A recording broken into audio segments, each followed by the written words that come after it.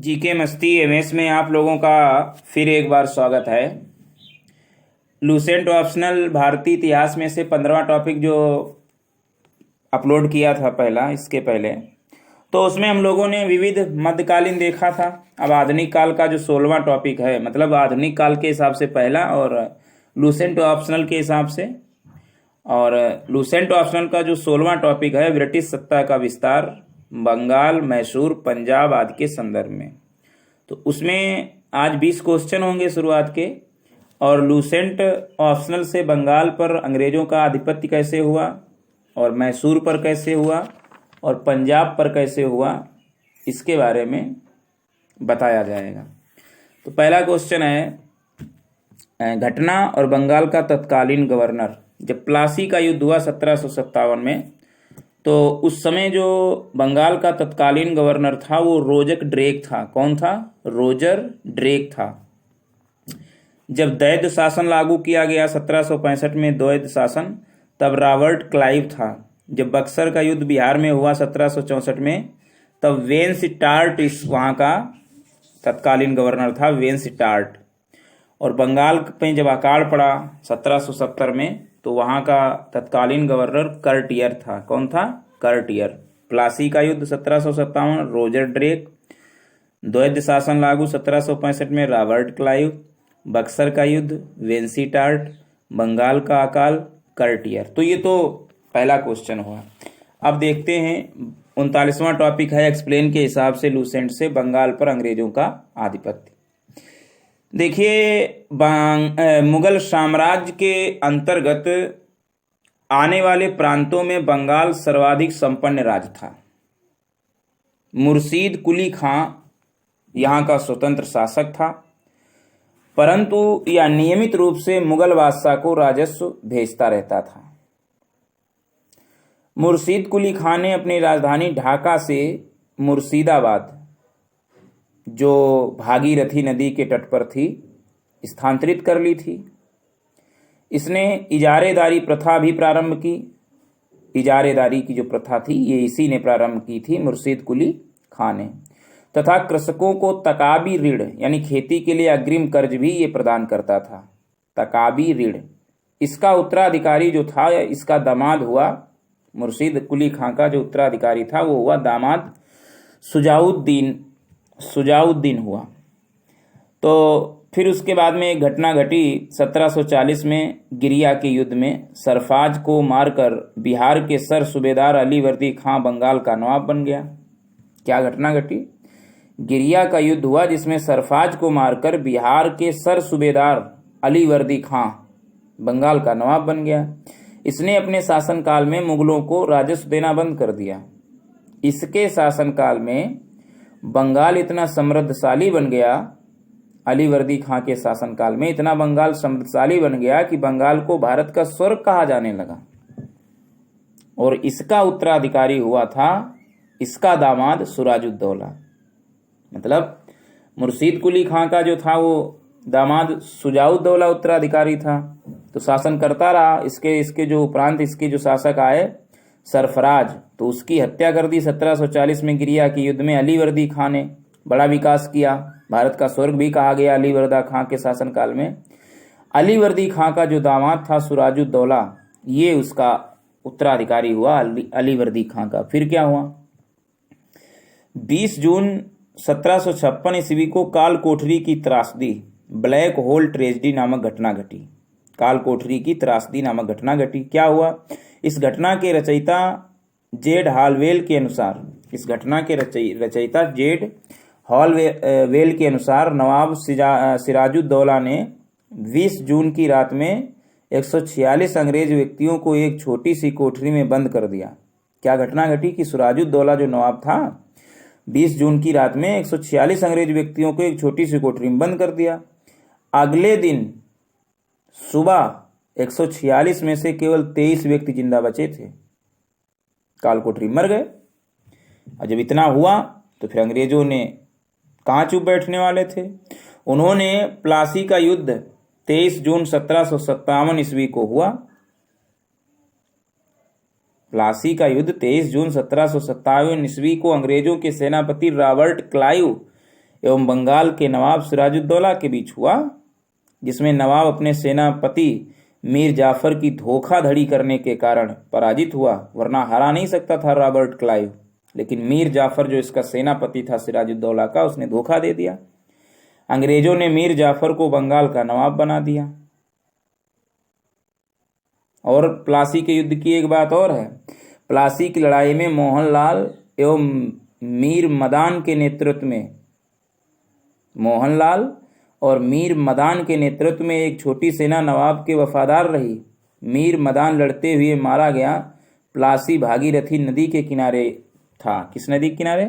प्लासी। तो मोहनलाल और मीर मदान, ये फेमस नाम है। तो युद्ध तो जीत गया। फिर क्या हुआ? नवाब भी बन गया मीर जाफर इसका सेनापति सिराजुद्दौला का। फिर क्या हुआ? क्लाइव के हाथों की कठपुतली नवाब मीर जाफर को अंग्रेजों ने 1760 ईस्वी में हटाकर उसके दामाद, अब दामाद मीर जाफर के भी दामाद को 1760 में मीर कासिम को बंगाल का नवाब बनाया। मीर कासिम ने अपनी राजधानी को मुर्शिदाबाद से, जो राजधानी ढाका थी, वहां से मुर्शीद कुली खान ने मुर्शिदाबाद की थी, लेकिन अब जो है मीर कासिम ने अपनी राजधानी मुर्शिदाबाद से मुंगेर यानी मुगदलपुर स्थानांतरित की। मुगदलपुर। तो सबसे पहले ढाका, फिर मुर्शिदाबाद, अब फिर मुंगेर। तो 3 राजधानियां बंगाल प्रांत का इस तरीके से राजधानी क्रम है, ढाका, मुर्शिदाबाद एवं मुंगेर। फिर बक्सर का युद्ध हुआ 1764 ईस्वी में अंग्रेजों एवं मीर कासिम के मध्य। अवध के नवाब सिराजुद्दौला एवं मुगल सम्राट शाह आलम द्वितीय के बीच हुआ। बक्सर का युद्ध 1764 ईस्वी में अंग्रेजों एवं मीर कासिम, अवध के नवाब सिराजुद्दौला और मुगल सम्राट शाह आलम द्वितीय के बीच हुआ। मतलब मीर कासिम और अवध के नवाब सिराजुद्दौला और मुगल सम्राट शाह आलम द्वितीय, ये सब मिलके लड़े अंग्रेजों के लिए। इस युद्ध में भी अंग्रेज विजयी हुए और इस युद्ध में अंग्रेज सेनापति हेक्टर मुनरो था। जो बक्सर का युद्ध था, इसमें जो अंग्रेज सेनापति था तो ये हेक्टर मुनरो था। तो ये तो बंगाल का कुछ विवरण हुआ। अगला जो राज्य है 40वां टॉपिक है अंग्रेजों के मैसूर से संबंध। अंग्रेज मैसूर के बारे में बताया जाएगा। तो 1761 ईस्वी में हैदर अली मैसूर का शासक बना। हैदर अली की मृत्यु 1782 ईस्वी में द्वितीय आंग्ल मैसूर युद्ध के दौरान हो गई। 1782 में द्वितीय आंग्ल मैसूर युद्ध के दौरान हैदर अली का उत्तराधिकारी उसका पुत्र टीपू सुल्तान बना। 1787 ईस्वी में टीपू ने अपनी राजधानी श्रीरंगपट्टनम में पादशाह की उपाधि धारण की। 1787 में अपनी राजधानी श्रीरंगपट्टनम में टीपू ने पादशाह की उपाधि धारण की। टीपू ने अपनी राजधानी श्रीरंगपट्टनम में स्वतंत्रता का वृक्ष लगवाया और साथ ही जैकोबिन क्लब का सदस्य भी बना। टीपू ने अपनी राजधानी श्रीरंगपट्टनम में स्वतंत्रता का वृक्ष लगवाया, सभी लोग स्वतंत्र हैं ऐसा वो मानता था, और साथ ही जैकोबिन क्लब का सदस्य भी बना। फिर प्रथम आंग्ल मैसूर युद्ध 1767 और 69 तक हुआ। द्वितीय आंग्ल मैसूर युद्ध 1780 से 84 तक हुआ, जिसमें गवर्नर जनरल वारेन हेस्टिंग्स था, जिसमें हैदर अली मारा भी गया था, है ना, जो 1782 में मारा गया। तृतीय आंग्ल मैसूर युद्ध कॉर्नवालिस गवर्नर जनरल था और 1790 से 92 में हुआ। इस युद्ध में मराठा और हैदराबाद के निजाम एवं अंग्रेजों की संयुक्त सेना मैसूर के खिलाफ लड़ रही थी। हैदराबाद के निजाम और मराठा और अंग्रेजों की संयुक्त सेना मैसूर के खिलाफ लड़ रही थी। देखो अपने देश का साथ नहीं दे रहे। तो तृतीय में आंग्ल मैसूर युद्ध में। चतुर्थ आंग्ल मैसूर युद्ध लॉर्ड वेलेज अली गवर्नर था, जो 1799 में चतुर्थ आंग्ल मैसूर युद्ध हुआ। तो ये तो 4 प्रथम आंग्ल मैसूर युद्ध हैं। तो टीपू की मृत्यु श्रीरंगपट्टनम की आखिरी युद्ध यानी चतुर्थ आंग्ल मैसूर युद्ध के दौरान 1799 ईस्वी में हुई। टीपू सुल्तान को शेर मैसूर कहा जाता था। 1799 में टीपू की मृत्यु हो गई। 1782 में हैदर की बेचारे की मृत्यु हुई थी। टीपू सुल्तान के राजसी झंडे पर शेर की तस्वीर होती थी। 1760 इसमें वांडीवास का युद्ध हुआ, इसमें अंग्रेजों ने सर आयर कूट के नेतृत्व में लाली के नेतृत्व वाली फ्रांसीसी सेना को पराजित किया। अब कुछ महत्वपूर्ण संधियां हैं मैसूर की। प्रथम आंग्ल मैसूर संधि मद्रास की संधि जिसे कहते हैं 1769 में हुई। द्वितीय आंग्ल मैसूर युद्ध जो हुआ उसके बाद जो संधि हुई मंगोल की संधि वो 1784 में हुई। और तृतीय आंग्ल मैसूर युद्ध श्रीरंगपट्टनम की संधि हुई 1792 में। और चतुर्थ आंग्ल मैसूर युद्ध में तब तो वो मार ही डाला गया, तो संधि कौन करेगा। 1799 में टीपू जब मर गया तो फिर अंग्रेजों का ही हो गया मैसूर। अगला है 41वां टॉपिक लूसेंट का, सिख एवं अंग्रेज, पंजाब वाला प्रांत है ना। तो सिख संप्रदाय की स्थापना का श्रेय गुरु नानक यानी प्रथम जो गुरु हैं उनको जाता है। गुरु नानक के अनुयायी ही सिख कहलाए। ये बादशाह बाबर एवं हुमायूं के समकालीन थे गुरु नानक जी। सन 1496 ईस्वी को कार्तिक पूर्णिमा को नानक को आध्यात्मिक पुनर्जीवन का आभास हुआ। 1496 ईस्वी में कार्तिक पूर्णिमा को गुरु नानक ने गुरु का लंगर नामक निशुल्क सहभागी भोजनालय स्थापित किए। गुरु नानक ने अनेक स्थानों पर संगत यानी धर्मशाला और पंगत यानी लंगर स्थापित किए। संगत पंगत, धर्मशाला और लंगर। संगत और पंगत ने गुरु नानक के अनुयायियों के लिए एक संस्था का कार्य किया जहां वो प्रतिदिन मिलते थे। गुरु नानक की मृत्यु हो गई 1538 ईस्वी में करतारपुर में। अब जो है गुरु अंगद आए। तो गुरु अंगद जो 1739 से 52 तक रहे, 1539 से 1552 तक रहे गुरु अंगद। तो गुरु अंगद सिखों के दूसरे गुरु थे। इनका प्रारंभिक नाम लहना था। क्या था? लहना। इन्होंने नानक द्वारा जो शुरू की गई थी लंगर व्यवस्था, तो उसको इन्होंने स्थायी बना दिया। गुरुमुखी लिपि का भी गुरु अंगद ने ही प्रारंभ किया, गुरुमुखी लिपि। अब तीसरे जो गुरु हुए सिखों के वो गुरु अमरदास 1552 से 1574 ईस्वी तक गुरु अमरदास रहे। तो गुरु अमरदास ने हिंदुओं से पृथक होने वाले कई कार्य किए। हिंदुओं से अलग विवाह पद्धति, लवन का प्रचलन किया। किसका? लवन का प्रचलन किया। अकबर ने गुरु अमरदास से गोविंद वाल जाकर भेंट की और गुरुपुत्री बीबी भानी को कई गांव दान में दिए। अकबर ने गुरु अमरदास से गोविंदवाल जाकर भेंट की और जो गुरु की पुत्री थी बीबी भानी उसे कई गांव दान में दिए।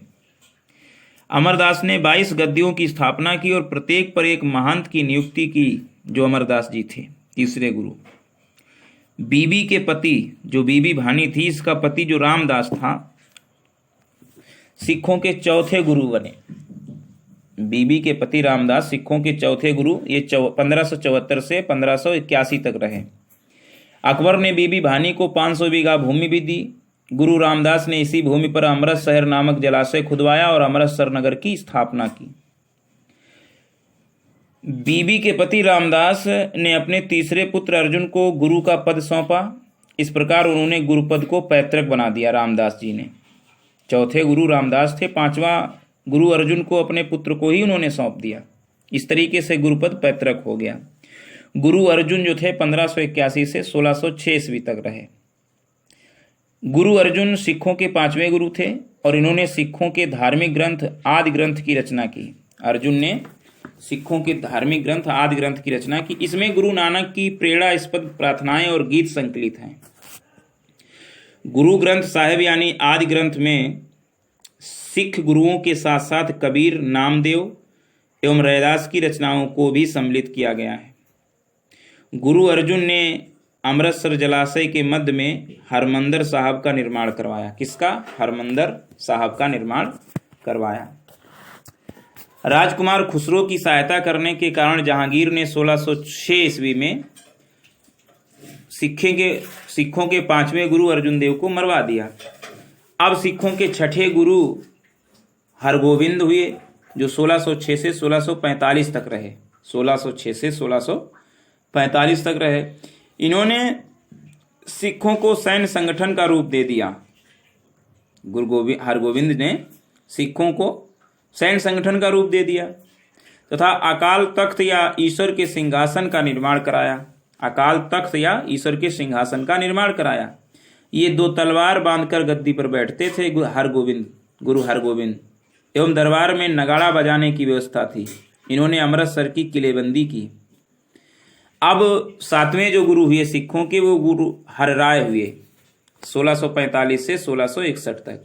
इन्होंने क्या क्या किया? जो 7वें गुरु हरराय हैं 1645 से 1661 तक, इन्होंने दारा सिखों को मिलने आने पर आशीर्वाद दिया।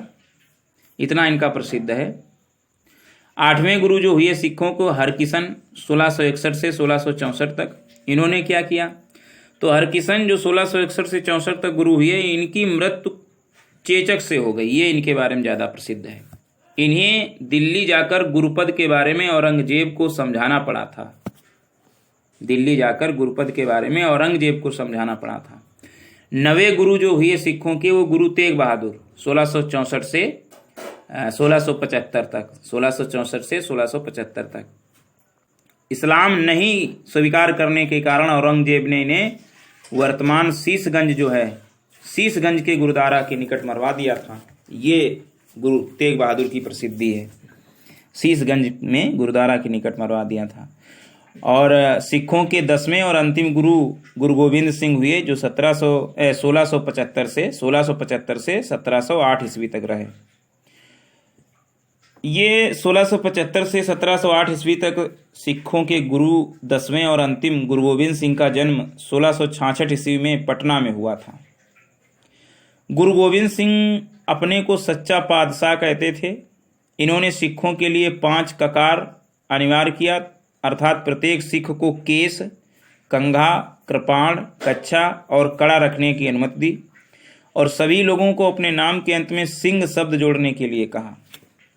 गुरु गोविंद सिंह का निवास स्थान आनंदपुर साहब था। आनंदपुर साहब एवं कार्यस्थली पवोता थी। पवोता। इनके 2 पुत्र फतेह सिंह और जोरावर सिंह। फतेह सिंह और जोरावर सिंह को सरहिंद के मुगल फौजदार वजीर खां ने दीवार में चुनवा दिया था। सरहिंद के मुगल फौजदार वजीर खां ने दीवार में चुनवा दिया था फतेह सिंह और जोरावर सिंह को। 1699 ईस्वी में बैसाखी के दिन गुरु गोविंद सिंह ने खालसा पंथ की स्थापना की। 1699 में पाहुल प्रणाली की शुरुआत भी गुरु गोविंद सिंह ने की। पाहुल प्रणाली। गुरु गोविंद सिंह ने सिखों के धार्मिक ग्रंथ आदि ग्रंथ को वर्तमान रूप दिया और कहा कि अब गुरुवाणी सिख संप्रदाय के गुरु का कार्य करेगी। गुरुवाणी।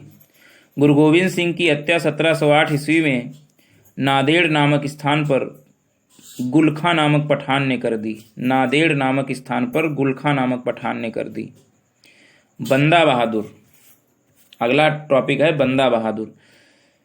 बंदा बहादुर का जन्म 1670 ईस्वी में पूंछ जिले के रजौली गांव में हुआ था। पूंछ जिले के रजौली गांव में। इसके बचपन का नाम लक्ष्मण दास था और इनके पिता रामदेव भरद्वाज राजपूत थे। लक्ष्मण दास बचपन, पिता रामदेव भरद्वाज। बंदा का उद्देश्य पंजाब में एक सिख राज्य स्थापित करने का था और इसके लिए उन्होंने लौहगढ़ को राजधानी बनाया। लौहगढ़ को राजधानी बनाया। इन्होंने गुरु नानक एवं गुरु गोविंद सिंह नाम के सिक्के चलवाए। बंदा ने सरहिंद के मुगल फौजदार वजीर खां की हत्या कर दी। ये वही वजीर खां है। किसने? कौन वजीर खां है? ये वही वजीर खां है जिसने फतेह सिंह और जोरावर सिंह गुरु गोविंद सिंह के 2 बेटों को जिंदा चुनवा दिया था। तो उसकी हत्या बंदा बहादुर ने की। अब मुगल बादशाह फरुखसियर के आदेश पर 1716 ईस्वी में बंदा सिंह को गुरदासपुर नागल नामक स्थान पर पकड़कर मौत के घाट उतार दिया गया। 1716 ईस्वी में फरुखसियर के आदेश पर। शाहदरा कत्लगढ़ी के नाम से विख्यात है, जहां बंदा ने हजारों मुगल सैनिकों को मौत के घाट उतार दिया था। शाहदरा जो है वो कत्लगढ़ी के नाम से। क्यों? क्योंकि यहाँ बंदा ने हजारों मुगल सैनिकों को मौत के घाट उतार दिया था। बंदा की मृत्यु के बाद सिख कई छोटे छोटे टुकड़ों में बट गए। 1748 ईस्वी में नवाब कर्पूर सिंह की पहल पर 1748 में नवाब कर्पूर सिंह की पहल पर सभी सिख टुकड़ियों का दल खालसा में विलय हुआ। दल खालसा को जस्सा सिंह आहुलवालिया के नेतृत्व में रखा गया। जस्सा सिंह आहुलवालिया के नेतृत्व में रखा गया, जिसे बाद में 12 जिलों में विभाजित किया गया, जिसे मिसल कहा गया। मतलब जस्सा सिंह आहुलिया के नेतृत्व में दल खालसा रखा गया, जिसमें कर्पूर सिंह के कहने पर सभी सिख जुड़े थे 1748 में, और इसमें 12 दल रखे गए और इन दलों को मिसल कहा जाता है। मिसल अरबी भाषा का शब्द है जिसका अर्थ समान होता है। मिसल मीन्स समान होता है। आगे चल के रणजीत सिंह हुए। रणजीत सिंह का जन्म गुजरावाला में 2 नवंबर को 1780 में हुआ। 2 नवंबर 1780 को सुकरचरिया मिसल के मुखिया महासिंह के यहाँ हुआ। सुकरचकिया मिसल के मुखिया महासिंह के यहाँ हुआ। इनके दादा चरत सिंह थे। रणजीत सिंह के दादा चरत सिंह थे। तो इनके दादा चरत सिंह ने 12 मिसलों में सुकरचकिया मिसल को प्रमुख स्थान दिला दिया। 1798-99 ईस्वी में रणजीत सिंह लाहौर के शासक बने और 25 अप्रैल 1809 ईस्वी को चार्ल्स मेटकॉफ और महाराजा रणजीत सिंह के बीच अमृतसर की संधि हुई। रणजीत सिंह का राज्य 4 सूबों में बटा था: पेशावर, कश्मीर, मुल्तान, लाहौर। महाराजा रणजीत सिंह का विदेश मंत्री फकीर अजीजुद्दीन एवं वित्त मंत्री दीनानाथ था। विदेश मंत्री फकीर अजीजुद्दीन और वित्त मंत्री दीनानाथ था। 7 जून 1839 ईस्वी में रणजीत सिंह की मृत्यु हो गई। 1839 में 7 जून। तो प्रथम आंग्ल सिख मतलब प्रथम अंग्रेजों और सिखों का युद्ध 1845-46 में और द्वितीय आंग्ल सिख युद्ध 1849 में हुआ। प्रथम 1845-46 में और द्वितीय 1849 में। अब संधि, अंग्रेजों और सिखों के मध्य जो संधि हुई, पहली संधि लाहौर की संधि हुई 9 मार्च 1846 को। दूसरी भैरोवाल की संधि 22 दिसंबर 1846 ईस्वी में भैरोवाल की संधि हुई। इस संधि के तहत राजा दलीप सिंह के संरक्षण हेतु अंग्रेजी सेना का प्रवास पंजाब में मान लिया गया। 20 अगस्त 1847 ईस्वी को महारानी जिंदा को राजा दलीप सिंह से अलग कर 48,000 वार्षिक पेंशन देकर शेखपुरा भेज दिया गया। 20 अगस्त 1847 ईस्वी को महारानी जिंदा को राजा दलीप सिंह से अलग कर 48,000 वार्षिक पेंशन देकर शेखपुरा भेज दिया गया। द्वितीय आंग्ल सिख युद्ध के दौरान पहली लड़ाई चिलियानवाला की लड़ाई सिख नेता शेर सिंह एवं अंग्रेज कमांडर गफ के मध्य लड़ी गई। जो द्वितीय आंग्ल सिख युद्ध था तो उसकी पहली लड़ाई चिलियानावाल के लड़ाई जो है वो सिख नेता शेर सिंह और अंग्रेज कमांडर गफ के मध्य लड़ी गई। और दूसरी लड़ाई गुजरात की चिनाब नदी के किनारे चार्ल्स नेपियर के नेतृत्व में अंग्रेजों ने 21 फरवरी 1849 ईस्वी को लड़ी। इस युद्ध में सिख बुरी तरह पराजित हुए। जो दूसरी लड़ाई अंग्रेज के नेता नेपियर थे उनके नेतृत्व में लड़ी गई 21 फरवरी 1849 को, उसमें सिख बुरी तरीके से पराजित हुए। फिर 29 मार्च 1849 आया। तो 29 मार्च 1849 को लॉर्ड डलहौजी ने घोषणा की कि संपूर्ण पंजाब का विलय अंग्रेजी राज्य में किया जाता है। तो फिर पंजाब का संपूर्ण विलय कर लिया गया अंग्रेजी राज्य में। महाराजा दलीप सिंह को 50,000 पाउंड की वार्षिक पेंशन दे दी गई और उसे शिक्षा प्राप्त करने के लिए इंग्लैंड भेज दिया गया। सिख राज्य का प्रसिद्ध हीरा कोहिनूर को महारानी विक्टोरिया को भेज दिया गया। तो ये तो बंगाल, मैसूर, पंजाब आदि राज्य थे, हमने डिटेल में बताया लूसेंट। अगला जो 42वां टॉपिक है कंपनी के अधीन गवर्नर जनरल, तो ये बाद में बताया जाएगा बंगाल के गवर्नरों के बारे में, है ना, अगले टॉपिक में, नहीं तो वीडियो बड़ा बन जाएगा। और क्वेश्चन देखते हैं। दूसरा है प्लासी की लड़ाई 1757 में अंग्रेजी सेना का नेतृत्व किसने किया? तो प्लासी की लड़ाई 1757 में अंग्रेजी सेना का नेतृत्व वारेन हेस्टिंग्स ने किया। बक्सर का युद्ध 1764 ईस्वी में अंग्रेजी सेना का नेतृत्व रॉबर्ट क्लाइव ने किया। बंगाल का द्वैत शासन कब से कब तक चला? तो 1757 से 1767 ईस्वी तक बंगाल का द्वैत शासन चला। 5वां क्वेश्चन, वर्ष 1798 ईस्वी में, वर्ष 1798 ईस्वी में प्रस्तावित सहायक संधि, लॉर्ड वेलेस्ली द्वारा प्रस्तावित सहायक संधि को स्वीकार करने वाला सबसे पहला भारतीय शासक था। तो सबसे पहला भारतीय शासक था हैदराबाद का निजाम, हैदराबाद का निजाम था। भारत का प्रथम गवर्नर जनरल व वायसराय, तो भारत का प्रथम गवर्नर जनरल व वायसराय लॉर्ड कैनिंग था, गवर्नर जनरल व वायसराय। तीसरे आंग्ल मैसूर युद्ध को रोकने के लिए टीपू सुल्तान ने अंग्रेजों के साथ कौन सी संधि की? तो तीसरे आंग्ल मैसूर युद्ध को रोकने के लिए टीपू सुल्तान ने श्रीरंगपट्टनम की संधि की। 8वां क्वेश्चन है, राजक्षय, हड़प नीति, जब्ती सिद्धांत या डॉक्ट्राइन ऑफ लैप्स ये किसके द्वारा चलाया गया? तो ये लॉर्ड डलहौजी के द्वारा चलाया गया। राजक्षय, हड़प नीति, जब्ती सिद्धांत व डॉक्ट्राइन ऑफ लैप्स। किस सिख गुरु ने फारसी में जफरनामा लिखा था? तो गुरु गोविंद सिंह जो 10वें गुरु थे, इन्होंने फारसी में जफरनामा लिखा था। भारत में डाक व्यवस्था शुरू करने वाला ब्रिटिश गवर्नर जनरल था। तो भारत में डाक सेवा प्रारंभ करने वाला गवर्नर जनरल जो था वो लॉर्ड डलहौजी था। 11वां क्वेश्चन, किस सिख गुरु ने गुरु नानक की जीवनी लिखी? तो सिखों के जो पहले गुरु गुरु नानक थे, इनकी जीवनी गुरु अर्जुन देव ने लिखी। सिखों के सैन्य संप्रदाय खालसा पंथ का प्रवर्तन किसने किया? तो सिखों के सैन्य संप्रदाय खालसा पंथ का प्रवर्तन गुरु गोविंद सिंह 10वें गुरु जो थे, इन्होंने किया। 1757 में सिराजुद्दौला किसके द्वारा पराजित किया गया?